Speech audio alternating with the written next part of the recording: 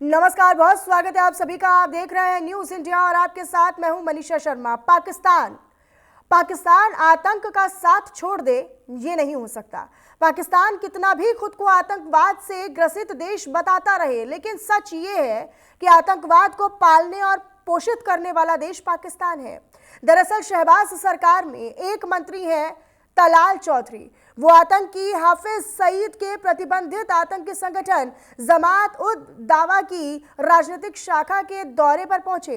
अब सवाल ये है कि आखिरकार जब हाफिज सईद टेरर फंडिंग के मामले में कई सालों से जेल में बंद है, तो उसके दफ्तर शहबाज के खास मंत्री आखिर क्यों पहुंचे? क्या मकसद था? क्या हाफिज सईद को कोई संदेश देने की कोशिश की गई थी? क्या हाफिज सईद के सामने शहबाज सरेंडर करते हैं, नतमस्तक हो जाते हैं? इन्हीं सवालों को लेकर करेंगे चर्चा, लेकिन उससे पहले एक खास रिपोर्ट आपको इसी से जुड़ी हुई दिखाते हैं।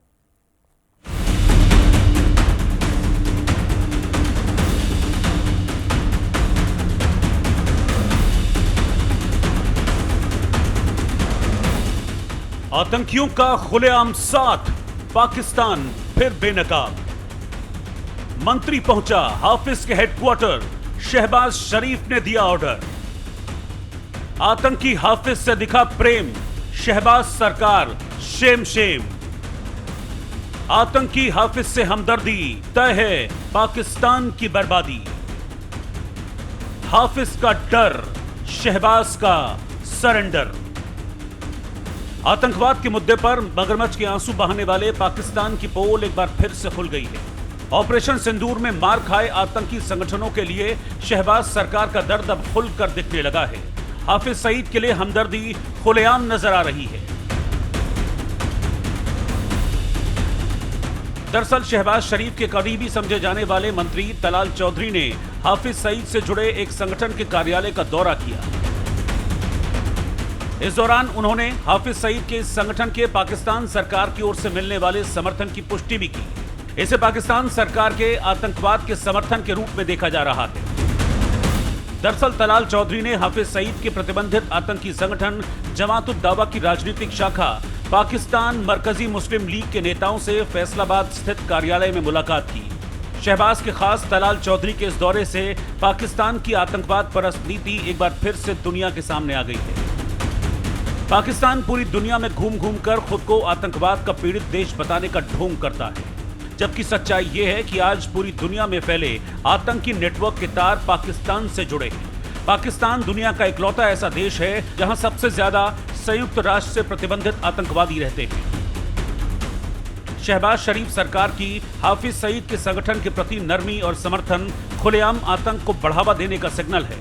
तलाल चौधरी का दौरा न केवल राजनीतिक दृष्टि से महत्वपूर्ण है, बल्कि ये आतंकवाद और राजनीति के बीच संबंधों को भी उजागर करता है। हाफिज सईद ने 2 नवंबर को लाहौर में मीनार पाकिस्तान नाम की रैली बुलाई थी। हालांकि पाकिस्तान की खुफिया एजेंसी ISI के आदेश पर रैली कैंसिल कर दी गई। नई तारीख का ऐलान अभी नहीं किया गया है। सवाल यह है कि जो आतंकी सालों से जेल में बंद है, आखिरकार उसके लिए शहबाज सरकार क्यों नतमस्तक है? क्यों शहबाज शरीफ और उनकी टीम आतंकियों से मेल मुलाकात करती है? क्या शहबाज शरीफ सरकार आतंकियों के सामने सरेंडर हो गई है? Bureau report, news India. तो इसके पीछे पाकिस्तान का क्या उद्देश्य है? क्या पाकिस्तान की मजबूरी है कि हाफिज सईद के यहाँ पर आकर वो सरेंडर कर रहा है, वो हार मान रहा है? इसी पर हम करेंगे चर्चा। हमारे साथ 2 खास मेहमान जुड़ रहे हैं, आप सभी का तारुफ उनसे करवा देती हूँ। ब्रिगेडियर हमारे साथ रिटायर्ड विनोद दत्ता जी डिफेंस एक्सपर्ट के तौर पर जुड़ रहे हैं। हुसैन जावेद पत्रकार है पाकिस्तान से, वो भी हमारे साथ जुड़ रहे हैं। आप दोनों का बहुत स्वागत करती हूँ मैं न्यूज इंडिया के इस मंच पर। लेकिन शुरुआत मैं हुसैन जावेद जी आप ही के साथ कर लेती हूँ, उसके बाद मैं विनोद दत्ता जी के पास आऊंगी। हुसैन जावेद जी, इस मुलाकात को लेकर आप क्या कहेंगे? आपका नैरेटिव, आपका परसेप्शन, आपका विश्लेषण क्या कहता है बतौर पत्रकार? ये मुलाकात करने के लिए क्यों गए हैं शहबाज शरीफ के खास मंत्री हाफिज सईद के यहाँ? मनीषा जी, सबसे पहले तो आपका शुक्रिया कि आपने मुझे इनवाइट किया, और जो हमारे गेस्ट हैं उनको भी सलाम। देखिए, मैंने आपकी सारा इंट्रो सुना, रिपोर्ट सुनी, सब कुछ, और उसके बाद मुझे ये लगा कि आपने जो बात की है, जो आपका टॉपिक है, उस हवाले से आपके पास ना कोई फुटेज है कि चौधरी साहब वहां पे गए, उनकी उनसे मीटिंग हुई, ना कोई आपके पास ऐसी पिक है स्पेसिफिकली। अपने तौर पे जब मुझे इस टॉपिक का पता चला तो मैंने भी इसकी अपने तौर पे जांच भी की कि चौधरी साहब कब वहां पे गए हैं और इस तरह की मीटिंग फैसलाबाद के अंदर हुई है। तो ऐसी कोई अपडेट मुझे कहीं से भी नहीं मिली। और इवन जिस जुमात की आप यहाँ पे बात भी कर रही हैं, शायद आपने उसका नाम लिया, मरकजी मुस्लिम लीग, तो उनका भी जो पेज है उन्होंने भी ऐसी कोई एक्टिविटी शेयर नहीं किया, लेकिन वो हर घंटे के हिसाब से अपडेट हो रहे होते हैं। तो पहली बात तो ये कि मुझे उस पर डाउट है कि वो वहां गए भी हैं या नहीं। दूसरी बात कि एक बात इसमें इंपॉर्टेंट है कि अगर वो वहां गए भी हैं तो वो स्पेसिफिकली वहां नहीं गए होंगे, क्योंकि इसी महीने उनके जो भाई हैं, चौधरी साहब के भाई हैं, फैसलाबाद में उनका इलेक्शन है। तो कई दफा जो इलेक्शन कैंपेन होती है उसमें आपको हर बंदा आके इस तरह मिलता रहता है। अब किसी ने इस तरह की फोटो खींच ली और उसको हम इस तरह से सोचे कि अब ये वहां पे गए हैं पीएम शहबाज का प्लान लेके, और जो हाफिज सईद के साथी हैं वो इंडिया के खिलाफ कुछ करने वाले हैं। तो आई थिंक कोई ऐसी कंक्रीट चीज नहीं है जिससे हम यहाँ पे किसी साजिश को सूंघ सके। तो मैं तो इस पे सिर्फ यही कहूंगा। एक बात है, आपने अपनी रिपोर्ट में कहा कि पाकिस्तान जो है वो आतंक का गढ़ है, तो शायद मैं आपको बता दूं कि जुलाई 2025 इसी साल में यूएन की रिपोर्ट आई, और यूएन से उससे तो अहम कोई और फोरम नहीं है। उन्होंने साफ बताया है आतंकवाद का अगर कोई गढ़ है इस वक्त वो अफगानिस्तान है। सर, ये मुझे समझ नहीं आता कि आप लोग मानने को तैयार नहीं है या मानना नहीं चाहते हैं कि आतंकवाद को कौन पाल रहा पोस रहा है। आप लोगों की मजबूरी है क्या कि आप आतंक के आगे सरेंडर कर दे रहे हैं? आप खुद पहले तो पीड़ित होने का ढोंग करते हैं, प्रोपेगेंडा करते हैं दुनिया के आगे कि देखिए हम आतंक से कितने ज़्यादा पीड़ित हैं। अब तो पाकिस्तान तो खुद आतंक से ग्रसित देश बताता है खुद को, और फिर इस तरह की मुलाकातें हो जाती हैं। विनोद जी का मैं रुख कर लेती हूँ। विनोद दत्ता जी, ये जो अभी फिलहाल तो सिरे से नकारते हुए नजर आते हैं हुसैन जावेद, और ना केवल हुसैन जावेद, हमारे साथ पाकिस्तान से कोई भी पैनलिस्ट या कोई भी गेस्ट या कोई भी पत्रकार जुड़ता है वो कतई ये नहीं मानता है कि पाकिस्तान जो है वो खुद आतंक को बढ़ावा दे रहा है या उसे पाल रहा है, पोस रहा है।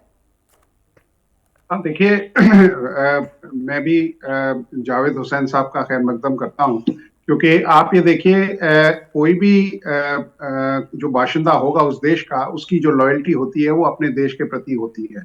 लेकिन रही बात आतंकवाद की, अगर आप आतंकवाद देखें, ऐसे कई प्लेटफॉर्म्स हैं जहां पे ये बताया गया है कि किस तरह से पाकिस्तान में स्टेट स्पॉन्सर्ड टेररिज्म को बढ़ावा दिया जाता है।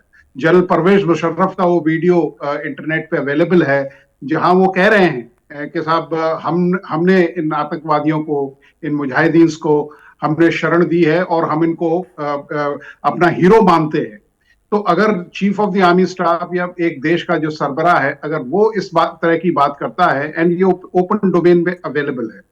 दूसरी चीज आपने देखा जब ऑपरेशन सिंदूर हुआ, जब मरकज सुभान अल्लाह वगैरह में जब उनके जो दहशतगर्दी के जो मरकज थे उनको तबाह किया गया, तो वहां सीनियर ऑफिसर्स, सीनियर मिनिस्टर्स और पाकिस्तान फौज के सीनियर ऑफिसर्स वहां जाके मतलब वो कहते हैं ना कि वहां लोगों को रेस्पेक्ट पे कर रहे हैं, या वहां आप देखिए उनको जब मिट्टी दी जा रही है तो वहां वो फातिया पढ़ रहे हैं।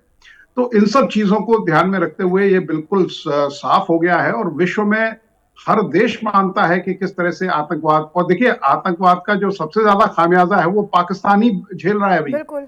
क्योंकि आप ये देखिए बलूचिस्तान में किस तरह से हालात हैं जो पाकिस्तान के बिल्कुल काबू में नहीं है। खैबर पख्तूनख्वा में देखिए आप किस तरह से टीटीपी ने इनका जीना मुहाल कर रखा है। बाकी जगह भी इस तरह के काफी तशद्दुद की वारदातें देखी गई हैं। तो इसमें कोई शक नहीं कि देखिए जितना भी अमेरिका से या कहीं और से जो इमदाद आती है वो उसका एक अच्छा पोर्शन इनके लिए दिया जाता है। अभी हाल ही में एक खबर साया हुई थी जिसमें कहा गया था कि साहब अभी इनके जो मरकज है, जो नए मरकज बन रहे हैं, क्योंकि वो अब वेस्टवर्ड जा रहे हैं, मतलब वो उनको ऐसी जगह लिया जा रहा है जो हमारी जो रेंज है। लेकिन आजकल हर देश के पास ऐसे वेपन्स अवेलेबल हैं जिनकी जो रेंज है या मारक क्षमता है वो काफी दूर तक है। तो आजकल कोई मतलब कोई सरप्राइज और डिसेप्शन वाली बात कोई क्लासिकल सेंस में रह नहीं गई है। तो भारत ने अभी भी ये कहा है कि अगर पाकिस्तान दहशतगर्दी को स्टेट स्पॉन्सरशिप नहीं करता है तो भारत अभी भी वार्ताओं के लिए तैयार है, क्योंकि हमारी तो पॉलिसी है नेबरहुड फर्स्ट। हमने तो सारे देशों के साथ यही किया है कि भाई हमारे जो रिश्ते हैं उनके साथ अच्छे हों। नहीं, लेकिन विनोद जी, क्या ये पाकिस्तान का आतंक के लिए खुला समर्थन नहीं माना जा सकता? कि जब हाफिज सईद से मंत्री मिल रहे हैं, तलाल चौधरी जाकर मिल रहे हैं, शहबाज शरीफ एक संदेश दे रहे हैं, पता नहीं क्या संदेश दे रहे हैं, कौन सी गुफ्तगू करने के लिए आतंकियों के पास जा रहे हैं, क्या ये दुनिया में एक खुला समर्थन का संदेश नहीं देते हैं इस तरह की बिल्कुल है। देखिए, बिल्कुल मैं आपकी बात से सहमत हूं। आप ये देखिए कि एक्चुअली शहबाज शरीफ के हाथ में कुछ नहीं है। वो एक कठपुतली सरकार है। सारे जो ऑर्डर्स हैं वो असीम मुनीर की तरफ से जाते हैं। जी, तो सारे अब आसिम मुनीर खुद एक radicalised chief of the army staff है।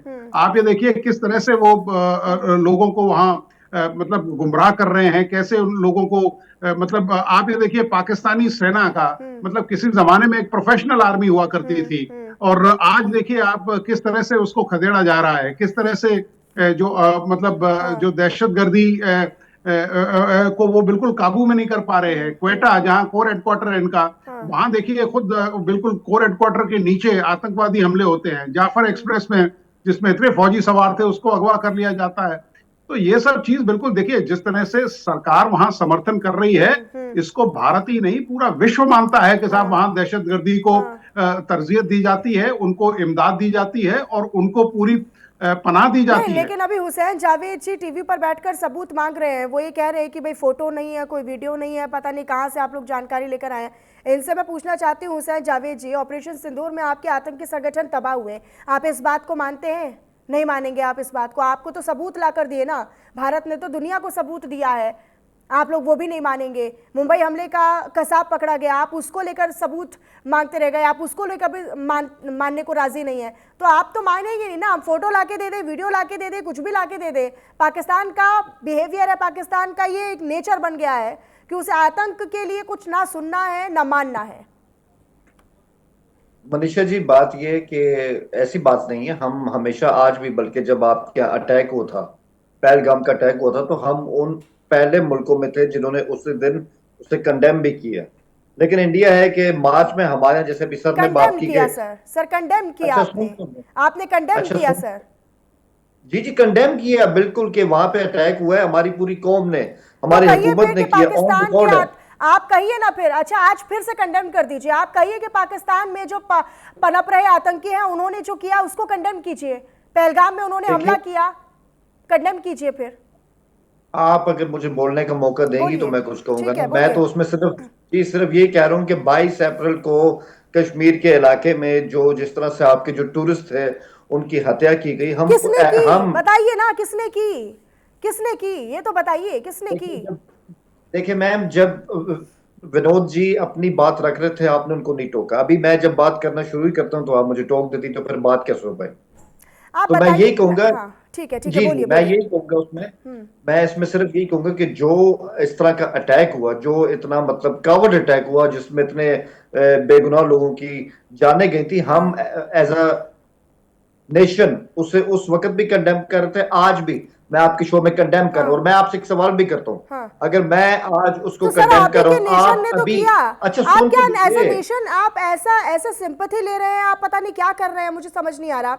एज अ नेशन आप कंडेम कर रहे हैं, एज अ नेशन एक्सेप्ट तो कीजिए पहले, कंडेमनेशन तो बाद में होता रहेगा, पहले एक्सेप्ट तो कीजिए। बात है ना, यही तो बात है कि आप में सुनने की वो क्षमता नहीं है। मैं एक ही बात तो करिए सर।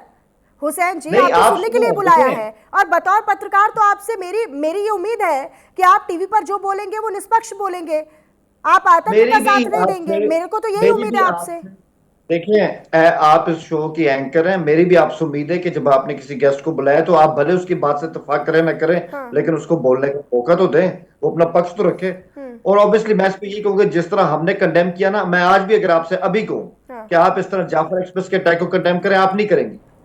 यही फर्क है हमारा और आपका, कि हम कंडेम करते हैं जहां कुछ ऐसा होता है, और उसके आगे हम ये भी कहते हैं कि भाई हम आपके साथ मैं तो करूंगी। जाफर एक्सप्रेस पर हुए अटैक्स में अगर निर्दोषों की जान जाएगी, मैं तो कंडेम करूंगी, मैं तो कंडेम करूंगी। अगर नागरिकों की उसमें जान जाएगी, अगर निर्दोष लोगों को उसमें मारा जाएगा, तो मैं तो कंडेम करूंगी। और भारत तो हमेशा कंडेम करेगा ही। भारत तो हमेशा कंडेम करेगा। अगर निर्दोष लोगों की जाफर एक्सप्रेस के हमलों में जान जाती है तो भारत उनके साथ है और भारत उसको कंडेम करेगा। आप में इतनी हिम्मत नहीं है, लेकिन आप कंडेम कर दीजिए, आप कंडेम कीजिए, आप कंडेम कीजिए। आप, मैं तो कह रहा हूं कि दोबारा कंडेम करूं, जिन 26 लोगों की, शायद वो 26 लोग ही थे जिनको वहां पे इस तरह से मौत के घाट उतारा गया था। हम उसको कंडेम करते हैं और मैं आपको भी अप्रिशिएट करता हूँ। कम से कम मुझे पहली इंडियन ऐसी मिली जिसने कम से कम ये तो कहा है कि चलिए जी मैं भी जो हमारी एक्सप्रेस अटैक है उसको कंडेम कर रही है। इससे पहले मुझे कोई ऐसा इंडियन नहीं मिला, तो मैं आपको अप्रिशिएट भी करता हूँ उस पर।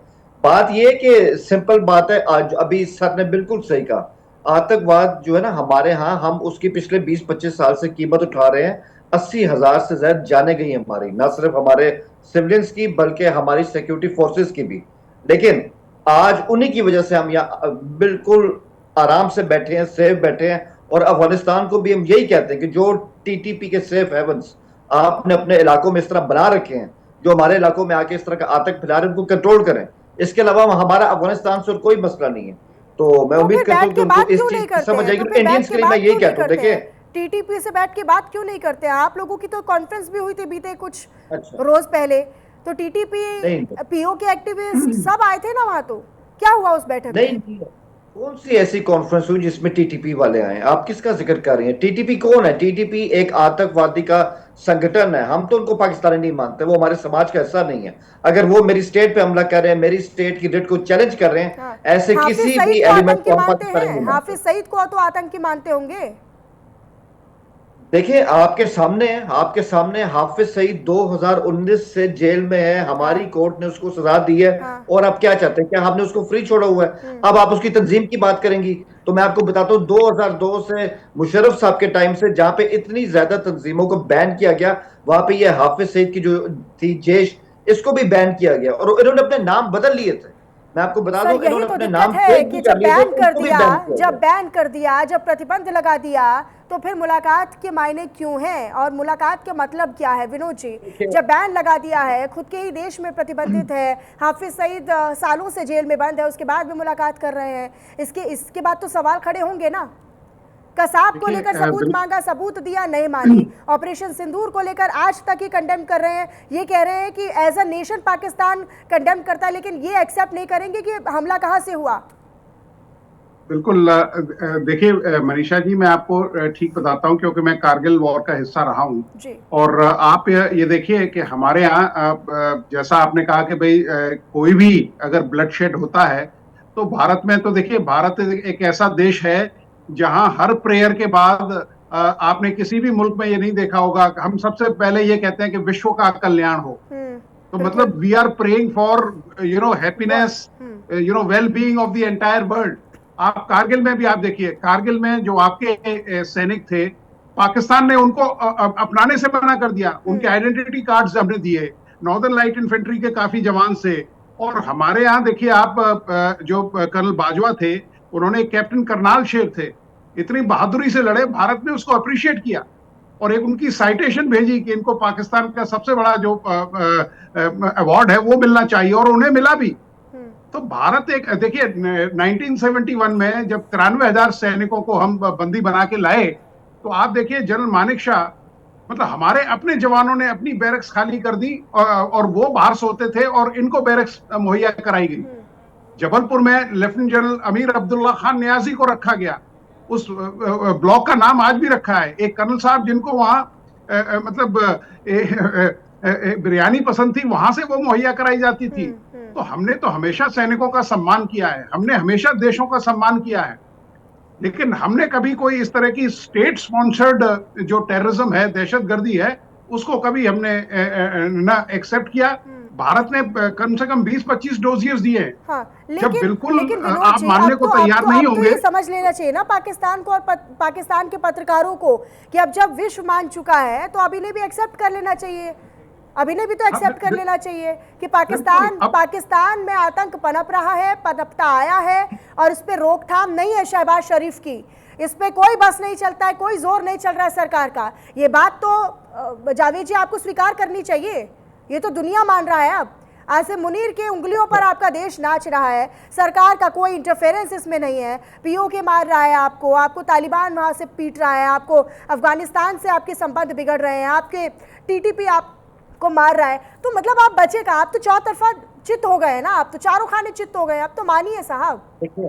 अच्छा नहीं, ठीक है। मैं इसमें तो पहले सर की एक बात का जवाब दूं कि जहाँ उन्होंने कहा कि उन्होंने हमारे सैनिकों को बड़े अच्छे अंदाज से रखा और जो उन्होंने बातें की मैं उनसे इख्तलाफ नहीं करता, लेकिन यहाँ ये भी सच है कि जब कारगिल वॉर में जिसका आप हिस्सा थे, आपके एक उस टाइम पायलट थे नाजी कीता, जब हमने उनको अरेस्ट किया था, हमने भी उनको बड़े अच्छे अंदाज से वीआईपी अंदाज से रखा और बाद में इंडियन हुकूमत के हवाले किया। इसी तरह आपके अभिनंदन जो 2019 के अंदर हमारे हाथ आ गए थे, अगर वो हमारे अवाम के हाथ आए थे, वो तो वीडियोस भी हैं, और वो अगर उनके हाथ आ जाते तो उनको मार देते।